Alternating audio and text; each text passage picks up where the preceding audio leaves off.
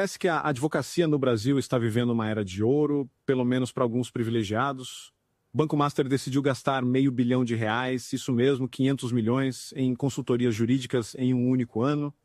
E que coincidência incrível, os consultores escolhidos a dedo para receber essa fortuna são, por acaso, a esposa do ministro mais poderoso do Supremo, ex-ministros de Estado e ex-presidentes da República. Pelo visto, o notório saber jurídico dessa turma vale muito, mas muito dinheiro. A gente precisa ir direto ao que interessa, porque os números que acabaram de vir à tona são de fazer qualquer trabalhador brasileiro cair para trás. A notícia, que está correndo pela imprensa, revela que o Banco Master, uma instituição financeira que tem crescido de forma meteórica nos últimos anos, gastou a bagatela de R$580 milhões com advogados e serviços técnicos especializados apenas em 2024. Isso representa um aumento de 75% em relação ao ano anterior.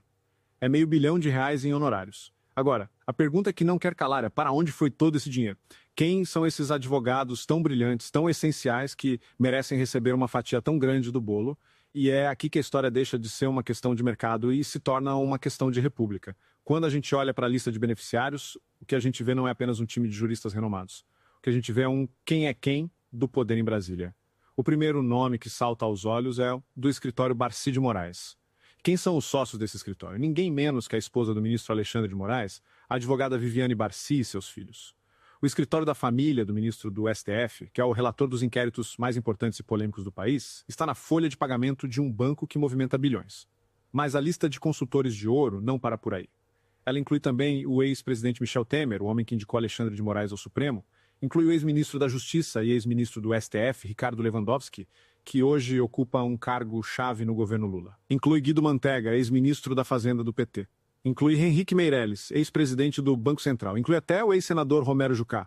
Você consegue enxergar o padrão aqui? O Banco Master não contratou apenas advogados. Ao que tudo indica, ele contratou influência. Ele contratou acesso. Ele contratou uma rede de relacionamentos que conecta o judiciário, o executivo e o legislativo em uma teia de interesses financeiros.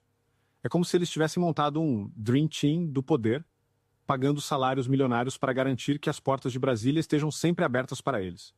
E a gente precisa lembrar que o Banco Master não é um banco qualquer. Ele tem estado no centro de várias polêmicas e negociações complexas. Recentemente, a gente comentou aqui sobre a tentativa do banco de destravar um negócio no Banco Central, usando justamente a influência de Michel Temer e da esposa de Moraes.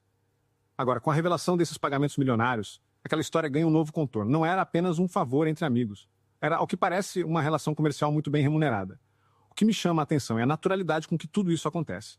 Em qualquer país sério do mundo, a revelação de que a esposa de um juiz da Suprema Corte recebe milhões de um banco que tem interesses no governo e na justiça seria um escândalo de proporções gigantescas.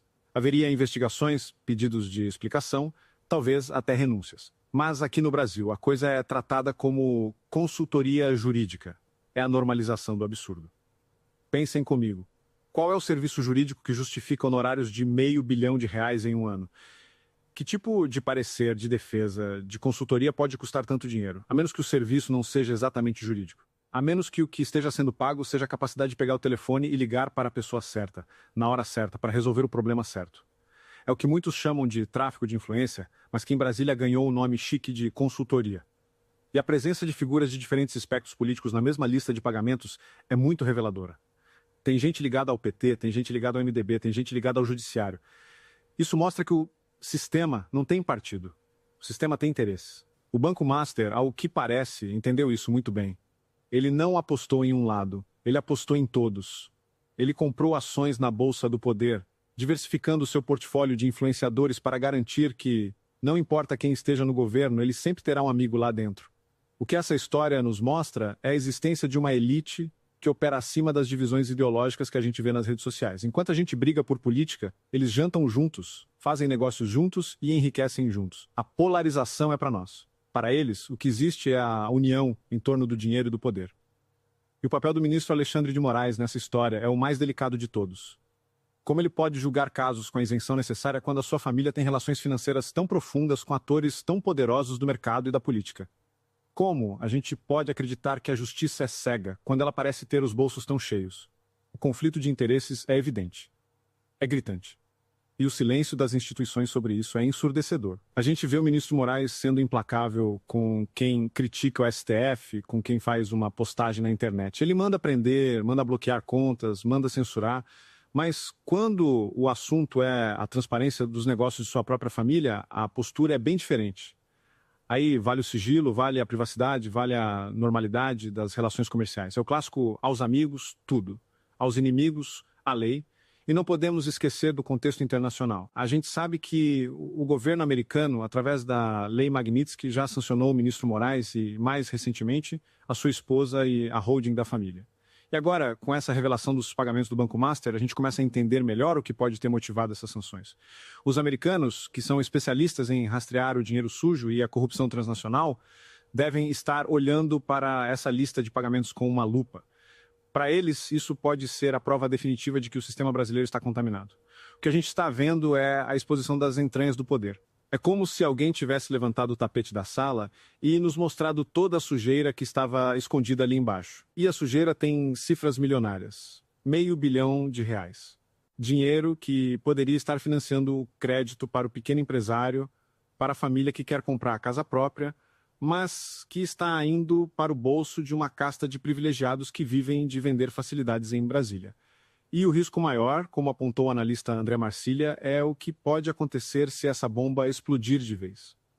Se houver uma delação premiada, se os donos do Banco Master resolverem contar tudo o que sabem para se salvar, a gente pode estar diante de um escândalo que fará o Mensalão e o Petrolão parecerem brincadeira de criança. Porque esse escândalo, ao que tudo indica, envolve não apenas políticos, mas a própria cúpula do judiciário.